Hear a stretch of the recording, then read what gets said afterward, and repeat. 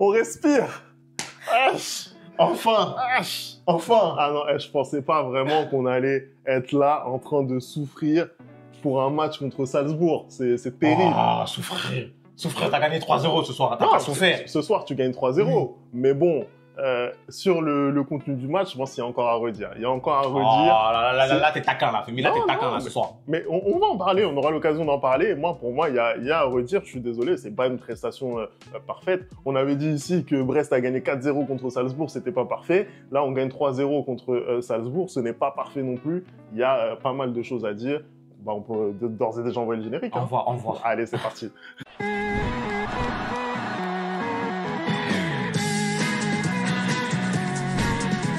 Non, Femi, t'es trop dur avec ton équipe. Là, t'abuses. T'es encore plus dur que moi. Là, t'abuses. Non, j'abuse pas, mon gars.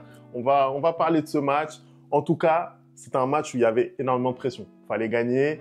Il n'y avait pas le droit à l'erreur. On a beaucoup entendu que voilà, le projet pouvait être remis en cause, etc. Moi, personnellement, je ne suis pas de ceux qui pensaient que le projet était remis en cause, même en cas de contre-performance ce soir. Mais c'est vrai que c'était un match très important. Aujourd'hui, tu es PSG, tu es obligé d'être dans les 24. Projet jeunesse ou pas, tu es obligé d'être dans les 24. Et ce match-là, il devait te permettre de continuer à croire à la qualification.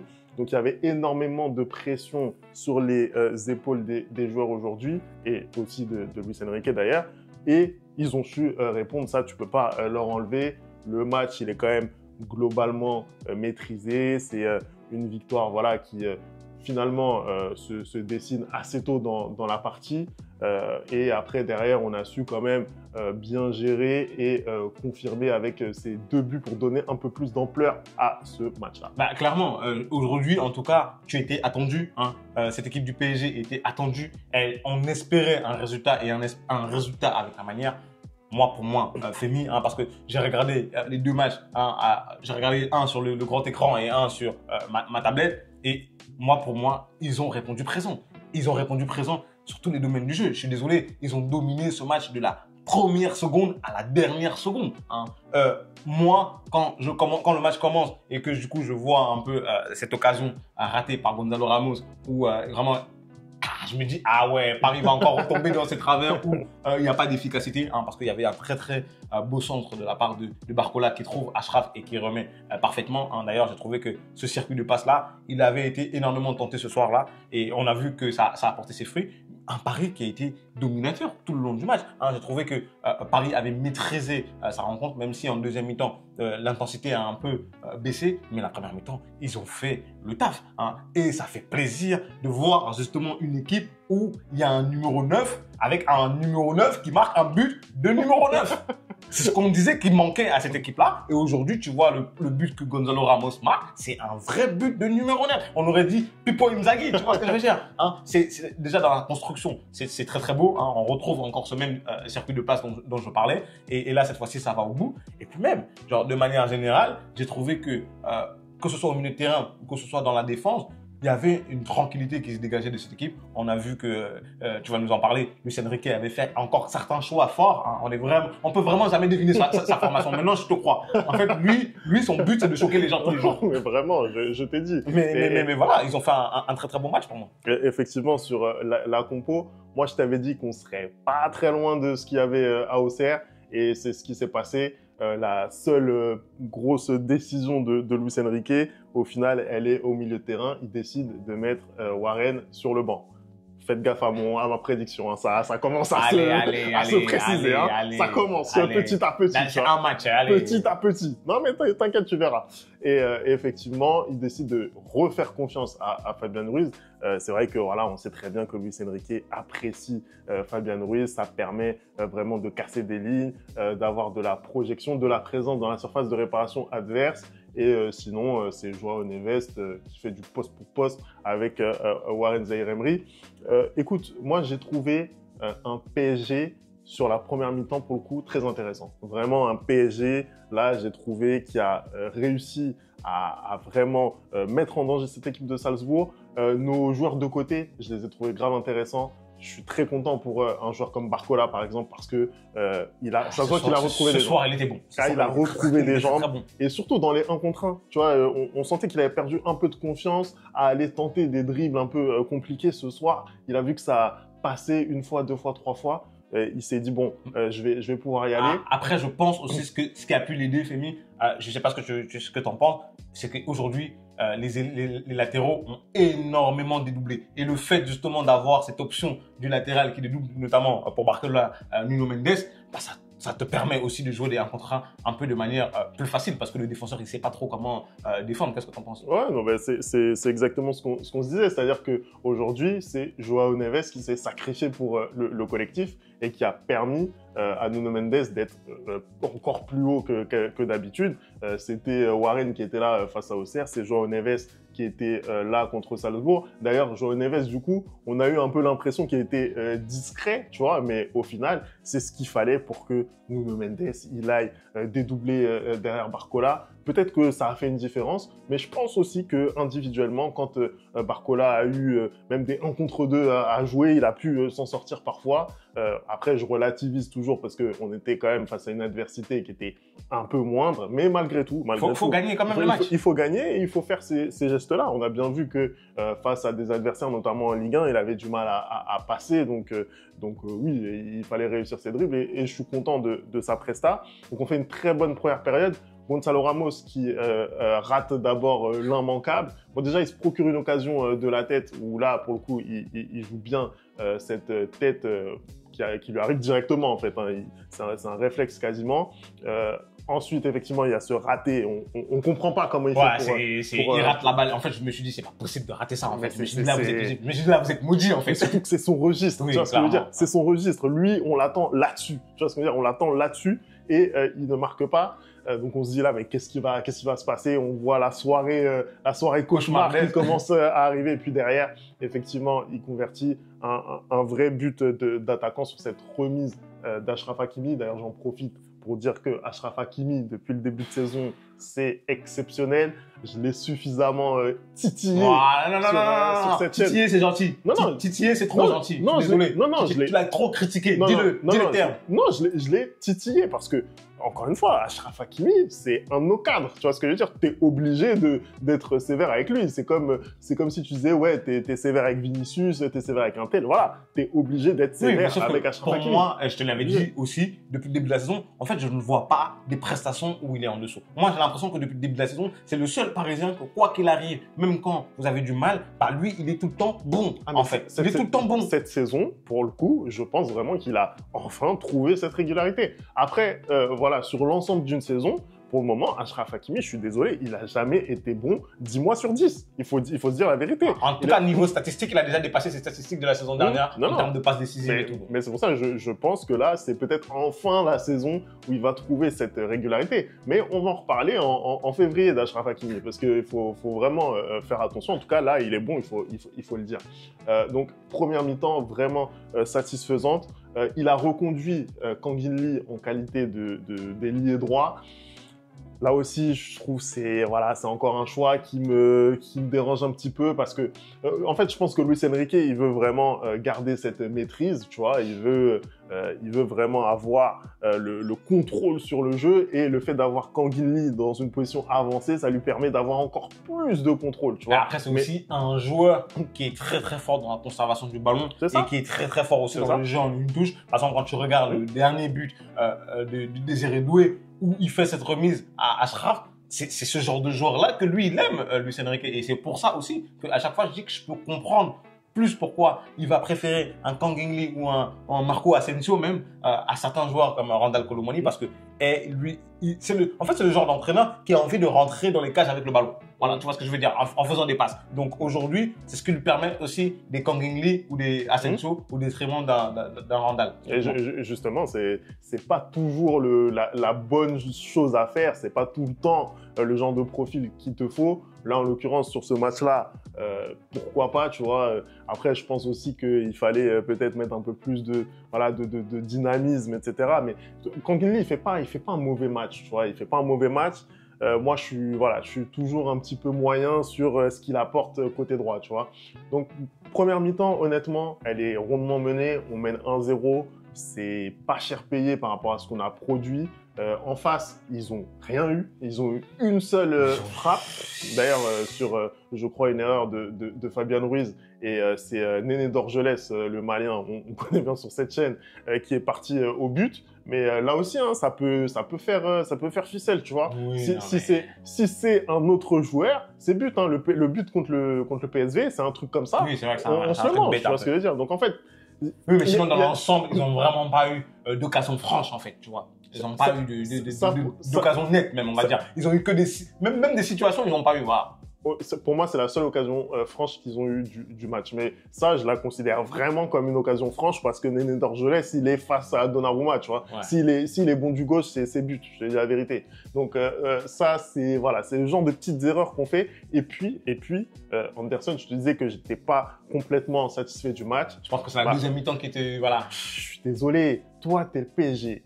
T'es en mauvaise posture. T'es face à Salzbourg, qui est un adversaire prenable. Tu vois les roustes qu'ils ont pris à longueur de temps. Et toi, qu'est-ce que tu fais? Tu joues à la passe à 10. Tu joues à la passe à 10. Après, Femi, tu as aussi ce besoin de ramener un résultat. Et ce soir-là, tu vois que tu es clairement au-dessus d'eux. Et tu veux maîtriser le match aussi. Tu veux maîtriser le match. Et qui te dit que en fait, tu n'es pas à l'abri, en essayant d'aller marquer, de te prendre en contre. Aujourd'hui, le Paris Saint-Germain ressort d'Autriche avec un tout autre résultat qu'un match, qu'une victoire. Ben c'est catastrophique. C'est catastrophique. Donc peut-être qu'il y a aussi cette peur-là qui s'installe chez les joueurs à ce moment du match. Non mais Anderson, toi, aujourd'hui, le match il se termine à 1 partout. Qu'est-ce que tu me dis? Tu me dis quoi? Tu me dis le PSG. Ils n'ont pas assez tenté. Ils n'ont pas assez tenté. Ouais. Ils sont pas allés punir l'adversaire. Ouais. Ils n'ont pas mis le deuxième, le troisième but. Donc à un moment donné, moi je suis désolé. Là, tu as les moyens d'aller mettre un deuxième but. Tu vois que l'adversaire est faible. On va pas se mentir, ils sont faibles. Ils n'ont pas réussi à faire 3 passes d'affilée. Tu vois ce que je veux dire?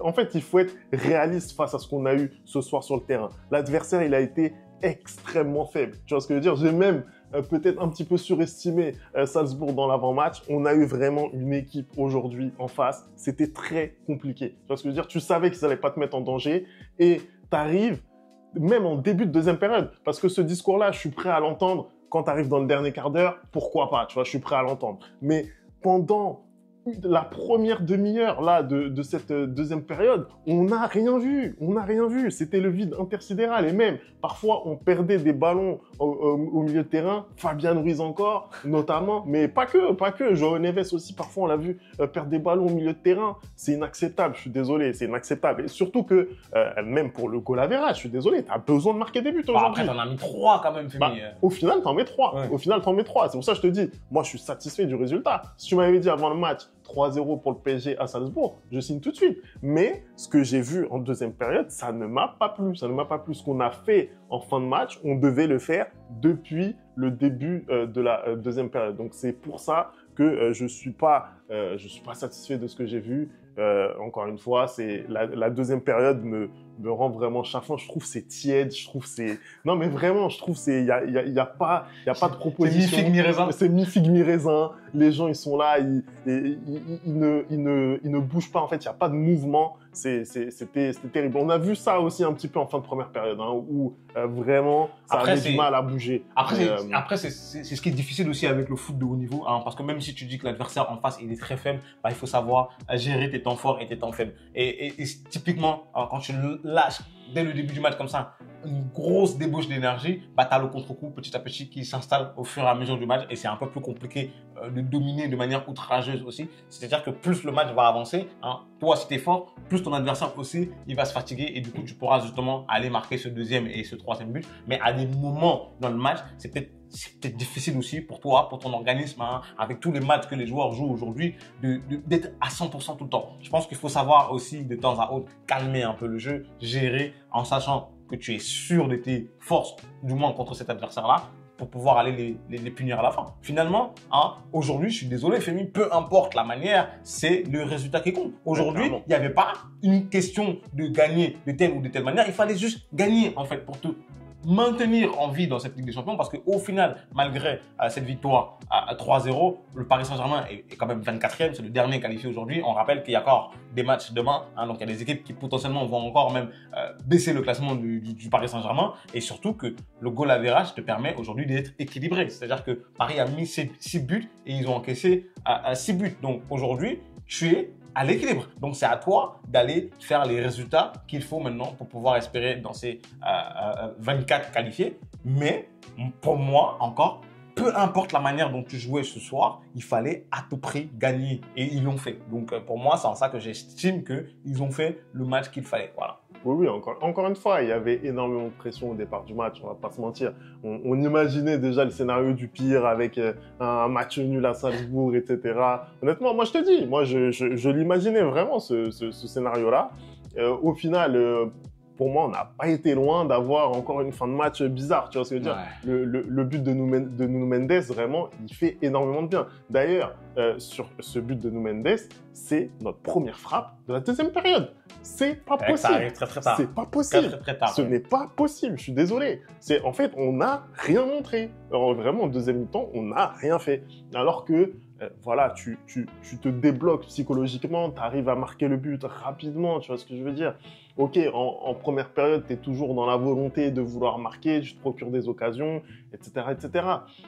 Tu rentres malgré tout au vestiaire avec ce but d'avance. Mais à un moment donné, tu dois, en deuxième période, appuyer sur l'accélérateur et me terminer ce match-là. Tu dois me le terminer, c'est tout. En tout cas, ils l'ont terminé. Ils l'ont terminé de fort belle manière. D'ailleurs, ce troisième but est juste magnifique. Hein. Une très très belle rentrée féminine de Désiré Doué, hein, qui a du mal depuis le début de la saison et enfin là fait une rentrée avec une passe décisive et un but, si je me trompe pas. Et quel but, hein, vraiment pour le coup, son deuxième but, c'est un but de numéro 9. Hein.